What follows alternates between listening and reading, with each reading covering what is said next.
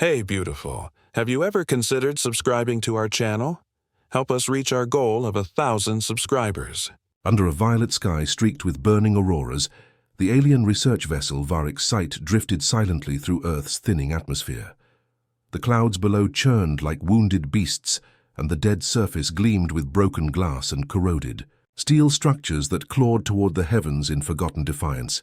Inside the vessel, Commander Drex loomed over the central console. His six-fingered hands tapped a silent rhythm against the glass. His carapace caught the blue light pulsing. From data streams that danced before his narrow eyes, primitive, Drex muttered as the ship scanned the remains of an Earth city. The structures showed no sign of energy output, no signs of life, no threat scholar. Vayner adjusted her translation lens. As she peered at a flickering projection of an ancient billboard, two humanoid figures locked in combat beams of colored light flashing between them. Their faces exaggerated their weapons, glowing. Cultural dramatization, perhaps, she offered. They appear to revere conflict. Drex dismissed it with a wave. Child's play art designed to entertain lower minds. He turned toward the scout drones returning from the surface. Did they find anything functional? The drones floated in trailing smoke and dust. Their collection arms held relics, twisted plastics, decayed cloth, shredded books, and cracked screens. Among the heap, something metallic caught Vayner's eye. She reached forward, lifting a cylindrical object with a curious tilt of her head. It was smooth light, surprisingly intact. A red button interrupted its otherwise clean hilt. She pressed it. Nothing. Another toy, Drex said without looking. Humans crafted many illusionary objects. They enjoyed pretending to possess power. Vayner turned. It over in her hands. Her translator flickered with uncertain results, attempting to decode a small inscription etched into the base. Skyblade, she read aloud. Or perhaps Lightsaber. The language is fragmented, the meaning unstable. Zaril, the youngest of the crew, snorted a dry clicking sound unique to his kind. A weapon of light. He scoffed. Ridiculous, you would incinerate yourself.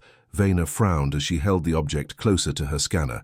The readings showed a dormant power signature. Buried beneath carbon layers not of Earth origin, synthetic crystals embedded within unstable material. She hesitated. This is not made entirely from human technology, she said slowly. Drex finally turned, raising a brow. Explain. Vayner hesitated. The inner lattice structure suggests quantum threading. It matches no known Earth fabrication. They could not have made this. Not then, not with their level of advancement. The crew fell silent. The distant rumble of thunder echoed through the vessels. Outer hull. One of the drones dropped a charred doll, its head rolling across the deck unnoticed. What if this was not meant to be fiction? Vayner whispered. What if this was meant to be real? Speculation, Drex snapped. You give too much weight. Two mythologies. This is a dying world haunted by ghosts of imagination. They were dreamers, not builders. But Zaril tilted his head. And yet the dream remains. Vayner placed the object on the table before them. The scanner continued to buzz with irregular pulses. Permission to keep it for deeper analysis, granted, Drex said with a dismissive flick of his clawed hand. But keep your expectations buried with their ruins. The ship descended lower, skimming the tops of fractured skyscrapers and moss-covered walkways. Chasms yawned between buildings where roads once were. The world bore scars as if it had torn itself apart, and then tried in vain to remember how to heal inside the scanner room. Vayner studied the object under magnification. Runes barely visible under oxidized layers began to glow faintly. The pulse grew stronger, unsteady. A heartbeat from a slumbering beast. She reached for a containment sleeve, but paused as the pulse flickered in time with her touch. Not random, not chaotic, but responding. He looked over her shoulder at the shadows beyond the observation pane. For a moment she thought she saw a figure move outside the ship, dark against darker, broken only by a gleam of silver. No life signs appeared on the monitor. She turned back to the device, breathing slow, steady as logic warred with instinct. Outside, beneath the crumbling ruins of an Earth museum, a pair of eyes watched from behind shattered glass. Small calculating eyes that had seen the aliens land that had followed them across. The ruins waiting for the right moment. The girl clutched the strap of her backpack tighter, her fingers brushing the empty loop where something precious used to hang. Her breath fogged in the cold, her pulse steady with purpose. She saw them. Take it, and she would take it back. The sky above rumbled again, but this time the storm was not the only thing waking. She stepped into the shadows, silent as memory. Her face set her footsteps sure. In the ship, Vena's scanner went dark for a second, then blinked once red, then again brighter. She didn't notice, not yet. Not until the roar returned. The wind tore through the hollow remains of the city, carrying with it ash and silence. Leah moved beneath it like a shadow, slipping between collapsed buildings and rusted vehicles long forgotten. Her boots crunched against shattered concrete, her breath visible in the cold. Her eyes never left the sky where the alien vessel hovered quiet as death. She knew they had come eventually. Everything about Earth now was a lure. A broken planet full of relics, secrets and ruins to be picked clean by. Scavengers and scholars who never saw the blood soaked into the soil. Her fingers brushed against the hilt at her hip. The leather worn the loop, empty. She remembered when it used to hang there, a joke, a toy, a promise her father had given it to her. On her 9th birthday, in a battered box lined with foam and scribbled diagrams. "This isn't just for play," he had said, smiling through tired eyes. "One day it'll be real, not pretend, not plastic. Real power, real light. You just have to know how." To wake it up.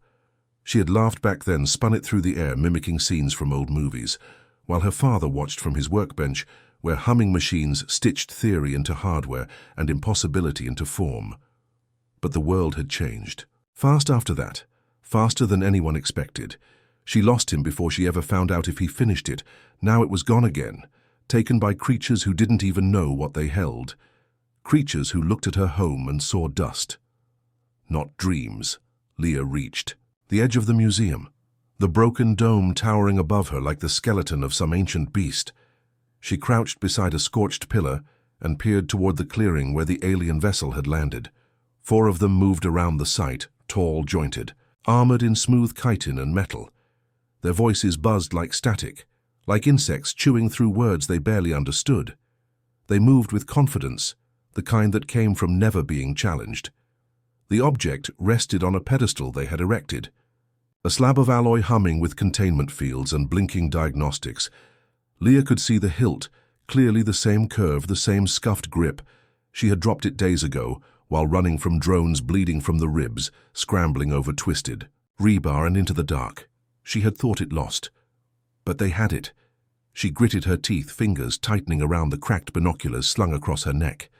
The energy readings from their scans pulsed red on her lens spikes, too high for a dead object. Too strange for alien tech. They didn't understand it. That made them dangerous. She slid back from the ledge and ducked into a hallway once filled with exhibits, now filled with mold and silence. Her path curved around the ship's landing site, drawing closer every step, taking her deeper into what used to be memory. Her father's voice echoed in her mind, soft beneath the thunder above. "You're not just a child. You're my legacy. That hilt holds more than light. It holds the code to everything." We couldn't say. She hadn't understood then. She did now. They thought it was a toy. She moved like smoke from one corridor to another, counting their positions, timing the gaps. Her body ached, her right leg still weak from the last fall weeks ago. But pain was nothing compared to losing that hilt again. One of the aliens turned its head, a ripple passing through its armor, as if sensing something unseen. Leah froze behind a cracked marble bust, breathing through her teeth. It looked directly toward her, but then turned away, its mandibles twitching as it resumed scanning. She kept moving at the far edge of the hall. She reached the shattered security office. The monitors flickered with stolen power, tapped from a generator she had salvaged and wired into the sublevels. It was her sanctuary, once her map room, her planning table, her last corner of light. Now it was her vantage point. From the cracked screen, she watched the aliens adjust their instruments. Vena, the one with the scanning array, leaned in toward the hilt, whispering to herself as its surface glowed faintly in her hands. Leah recognized that glow. It was breathing again.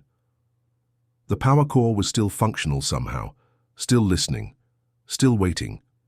She tapped the console routing. Residual energy through the external speakers, low frequency just enough to interfere with the alien scanners. A soft buzz filled the clearing, indistinct but distracting. Vayner looked up, confused. Her hands drifted from the hilt. Leah seized the moment. She moved fast down the stairs through broken glass and into the inner chamber of the museum. Her hands trembled, not from fear but from focus. Everything she had left was in this moment. She crossed the gap between rubble and clearing heart hammering. Against her ribs, the pedestal rose before her, glowing bright under alien lights. The containment field buzzed inches from her skin. Behind her, a voice cut the air sharp and strange. "Stop!" She froze. Drex stepped forward. His clawed hand raised a weapon. Glowing at the edge, a force projection unit meant for immobilization, not death but pain, sharp and clean. "You do not belong here," he said. "You are a remnant." Leah turned slowly, meeting his eyes. She didn't flinch, didn't speak. Her hand hovered just above the field. "You do not understand what you touch." Drex said louder now, others gathering weapons, half-drawn. Uncertainty in their posture. "I do," she said finally. Her fingers slipped through the field. It stung like frost, then melted. A D gripped the hilt. The aliens shouted. The air shifted. A sound like thunder in reverse, like light screaming to be born, tore through the courtyard. The blade ignited, not red, not blue, but silver-edged in violet plasma. Unstable, pure, raw power given form. It hissed through the air, humming with resonance, shaking the stones beneath her feet. The alien stepped back, eyes wide, weapons forgotten. Leah raised the blade, pointing it at them. "This isn't yours," she said. "It never was." For a moment, no one moved. The sky above flashed again, lightning dancing in silence. Vayner whispered something in her native tongue, a word their translation systems didn't catch. Leah didn't need to hear it, to know what it meant. She lowered the blade slightly, breathing heavy, the light pulsing with her heartbeat. "You don't get to decide what's real," she said. "Not here, not anymore." The hum of the blade sang through the still air, and the wind carried its voice farther than the aliens could measure. They had taken a toy, she had taken it back, and now they understood. She turned slowly, stepping back into the shadows, her silhouette outlined by the dying light of a world they never really saw. Behind her, the scanner on the alien pedestal blinked red. Once, then died. Completely. The ship's internal chamber smelled of ozone and stress. Vayner paced between consoles, her fingers fluttering across screens too fast for any other to track. Her eyes remained locked on the last spectral image. The light of the blade caught mid-ignition, a flare that bent wavelengths and twisted the laws she had studied since youth. "This was not supposed to be possible," she whispered. "Not for the first time. This world is dead, its myths fossilized. There should be no power left in the bones." Across. From her, Drex stood unmoving, his form, casting long shadows against the control wall. His silence was no longer authority, but uncertainty, and that unsettled the entire crew. "You saw her," Vayner continued. "Human adolescent, not trained, not armed by any surviving force, and yet she held that blade with balance and force, and it responded to her as if made for her hand." Zaril clicked his mandibles nervously. "Perhaps a trick, perhaps old technology, left to reactivate through chance the dead sometimes." "Twitch?" "No." Vayner snapped. "That was not a twitch. It was precision." Drex exhaled a slow rasp through his external filter. "Then what are you suggesting?" Vayner turned toward the central display and enlarged the frame of Leah, holding the blade, the silver light reflecting across her face. Her expression calm, not shocked, not confused, but determined. "I am suggesting we are not the apex here," she said. "We assumed this world fell because it was weak, but what if it fell because something powerful, enough to wield, that fell with it?" Zaril recoiled slightly. "That changes our classification parameters. We cannot proceed with open research under such conditions." "We already did," Drex said, his voice edged with something bitter. "We took their relics, touched their memories, and she came for it. She did not attack, but she took back what was hers." He turned toward the scanner logs and traced the residual energy signature with a claw. The waveform was unstable, alive, and then dormant, as if the blade had gone back to sleep. "No ordinary weapon," he said, "and no ordinary girl." Vayner nodded. She knew what it was before it woke. She had trained with it not as fiction but as inheritance. "Then we follow," Drex said simply. "We find her. We find the source." Vayner hesitated. "And if she resists..." Drex looked at the projection of the blade again, the way it had moved through the air faster than reaction time, the plasma edge slicing particles as if cutting through thought. "Then we retreat below." The vessel Leah ran through the skeletal streets, her breath sharp in her chest, the hilt now slung across her back, the blade dormant again, yet warm against her spine. She didn't know why it had responded so perfectly, why the energy hadn't consumed her fingers or ripped through her arm, but deep inside, she felt something shift, like a door creaking open, like a pulse she hadn't known was missing, suddenly returning. Her father's words returned in fragments, a voice stored in her mind like, "Crystal, it will test you. It doesn't just turn on, it remembers who you are." She paused beneath an old bridge, the supports stained with rust and vines. Her hand rested against the hilt, and she closed her eyes, letting the world quiet, letting the power settle. It didn't roar now, but it didn't leave either. It sat with her steady, like a presence that no longer slept. The aliens hadn't followed yet, but she knew they would. They were too curious, too stubborn, too blind to leave it alone. She had seen it in their eyes when the blade came to life. Not fear, not yet, but realization, the first crack in the wall of their understanding. She could use that. She pulled the transmitter from her belt, a cobbled device made from scavenged parts, and tuned to frequencies the old satellite still echoed through the dark. "This is Leah Hayes," she said into it, her voice steady. "If anyone hears me, I found it, it works." She paused, then added, "They're here too. They don't understand it, but they want." Its static answered her for long seconds. Then the tiniest flicker of a reply, a three-tone ping she hadn't heard in months. She stared at it, unsure if it was a glitch or a ghost. Then she clipped the transmitter back to her belt and started moving. Again toward the old observatory at the edge of the city, the place her father had always said was the key, the last place the map had ever led. In the ship, Vayner intercepted the transmission, too weak for full translation, but strong enough to triangulate. "She's broadcasting," she said. "There may be others." Drex narrowed his eyes. "Then we are not the only scavengers in the ruins." He turned to Zaril. "Prepare descent. I want to speak with her before others arrive. If there are factions left, we must understand the hierarchy. And if there aren't," Zaril asked, "if she's the last, then she is still enough." Drex said. Leah reached the observatory by dusk. The structure half collapsed. The dome cracked open to the sky, but the core chamber intact beneath. Layers of debris. She climbed down through a breach in the wall, her boots scraping against metal stairs slick with moss. The air below was colder, older, as if time moved slower in the dark. She reached the core and found the console her father had built, jury-rigged from parts older than her, soldered into the bones of machines meant for stars, not secrets. She knelt and placed the hilt on the panel. The lights responded not in full glow, but a slow pulse, silver bleeding into blue, the system recognizing a signal it had not heard in years. She watched the screens blink alive one by one, maps, diagrams, encrypted logs.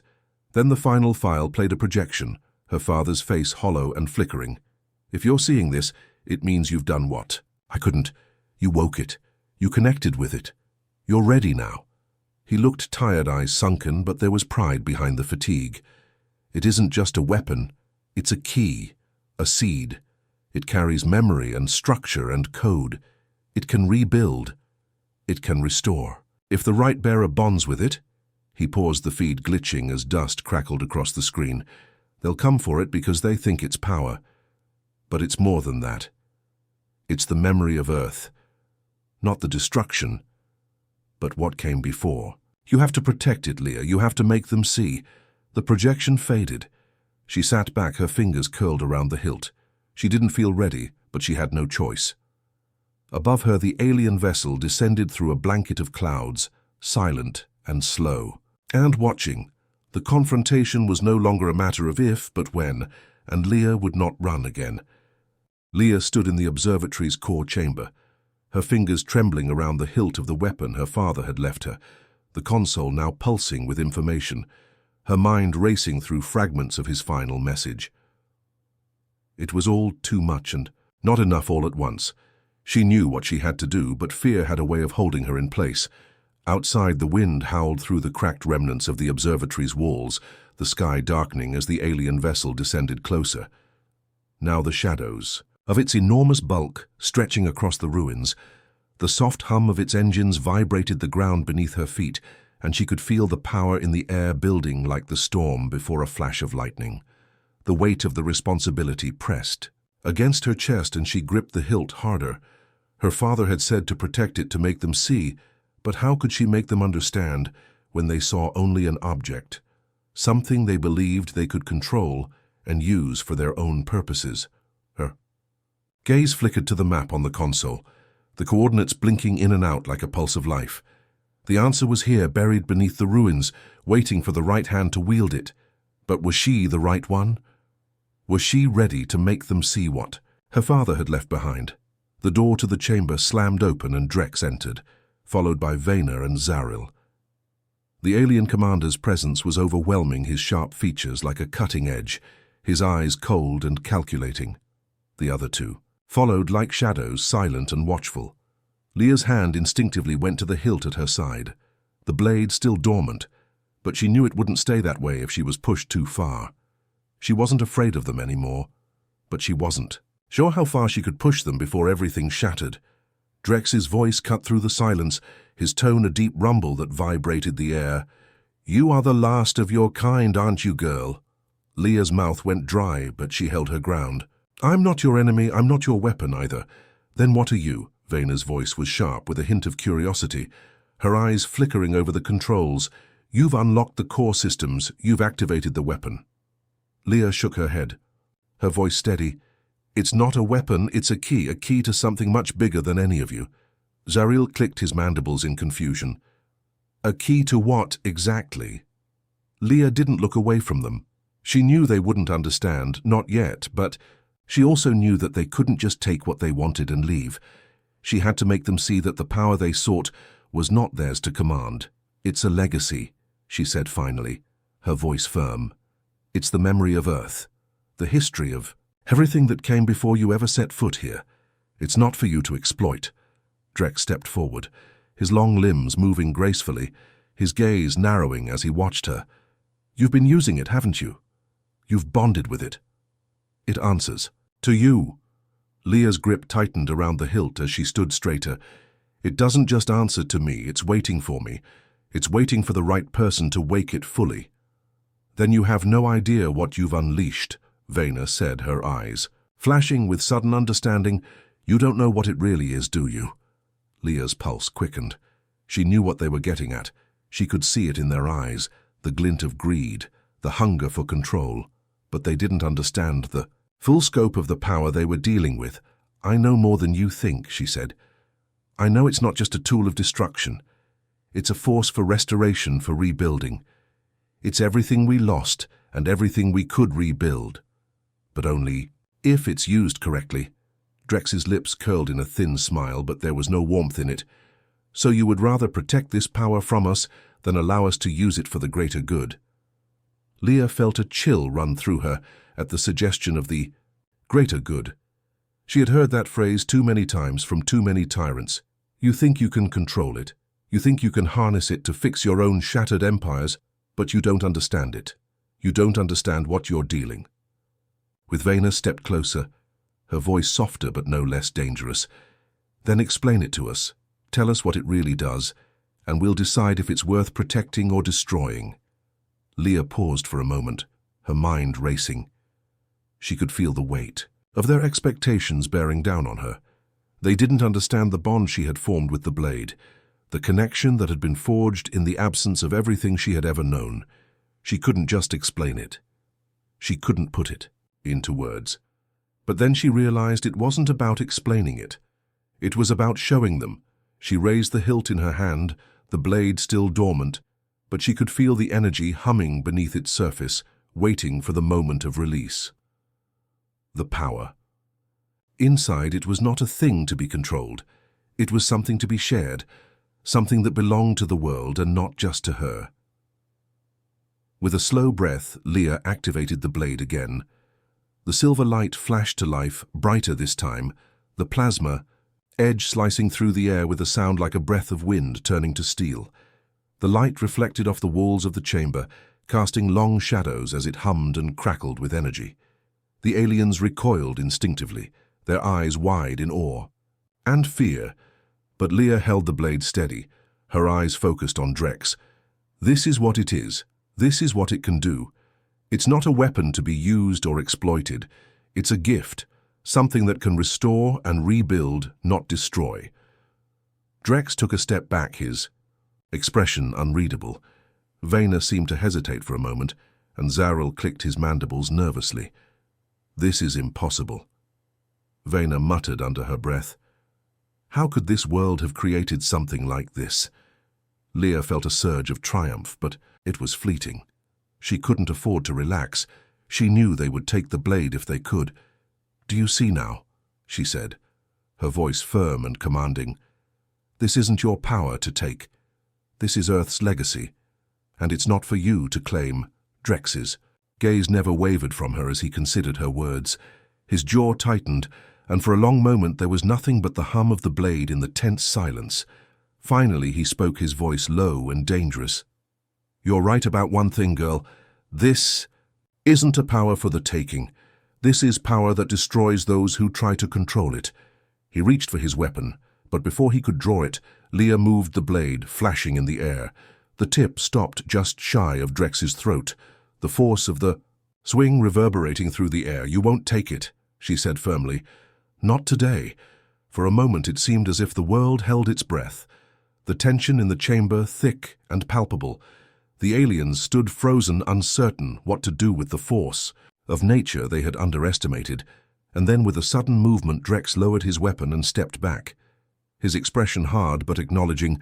"We will not take it from you," he said quietly, "but you will understand soon enough the danger of holding such power alone." Leah stood her ground, watching them closely. The blade hummed gently in her hand. The battle wasn't over, but she had won this round. She had made them see, but the war was far from finished. "Then you'll stay out of my way," she said, "because this isn't a fight I'm going to lose." The ship loomed outside the shattered windows and the storm raged above them. But for the first time in a long while, Leah felt the weight of her purpose clear and undeniable. She wasn't just a girl holding a weapon. She was the guardian of Earth's last hope, and she would fight to the end to keep it safe.